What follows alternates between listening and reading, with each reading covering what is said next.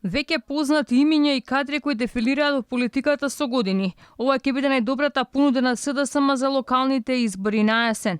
Во мачна атмосфера и бројни несогласувања, извршниот одбор на партијата утврдил уште 16 кандидати со кои СДСМ ќе влезе во трка за локалната власт. Иако првично беа пуштени информациите дека раководството се договорило за кандидатите на поголемите општини низ Македонија, сепак тоа не го слушнавме. Официјално во Скопски Карпош наместо Стефан Богоев СДСМ му ја дава довербата на Душко Весковски. Иако Богоев не доби доверба за нов градоначалнички мандат, сепак партијата му витила висока државничка функција како благодарност за направеното. Информациите кои кружат во јавноста велат дека врие на Бихачка, особено што раководството на СДСМ влегло во жестоки кавги, па не било единствено во изборот на кандидатите.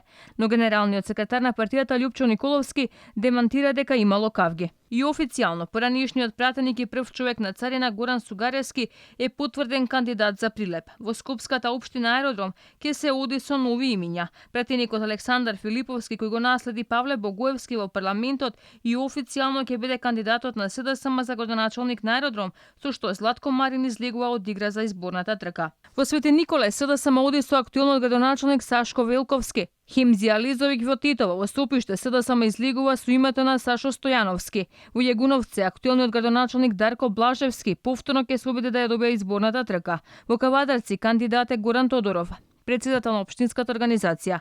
Владко Бојковски во Кратово, во Чешиново Облишово Горан Крстев, Виктор Ангелов за Зрновци. Во Илинте најголем рейтинг имал бизнисменот Александар Тодоровски. За Демир Хисер победа во прв круг СДСМ најавува со Стефче Митревски. Со нов кандидат оти во Ново село. Иако првично се споменуваше името на поранишниот пратеник Маријанчо Николов како можен кандидат за Велес, сепак партијата се одлучила за Ненад Коцик, актуелен пратеник. Во Бревеница, актуелниот градоначалник Мирко Стојановски е кандидатот на СДСМ. Но кој ги носи одлуките во СДСМ, раководството или Заев? Ваквото прашање се наметнува како поранишната висока функционерка на СДСМ Софија Куновска во статус на Facebook пишува дека извршниот впрочем и секогаш до сега служел да го овласти Заев да си носи сам одлуки. Сите приказни за внатрепартиска демократија и истражување на јавно мислење се гола реторика, ветер и магла, пишува Куновска. Натекањата за локалната власт во Куманово влегуваат во поголеми размери. Партиските анкети како фаворит го истакнуваат актуелниот градоначалник Максим Димитриевски, но крилото на министрот Оливер Спасовски не сакало ниту да чуе за негова доверба за уште еден мандат.